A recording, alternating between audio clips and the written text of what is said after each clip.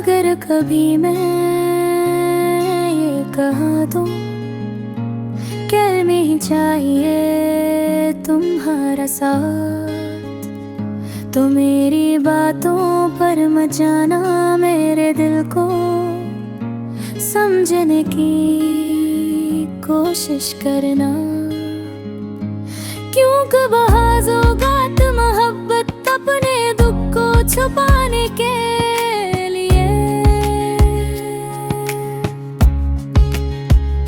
الفاظ کا سہارا لیتی ہے، اور دل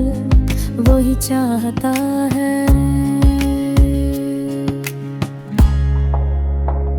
جسے زبان انکار کر دیتی ہے۔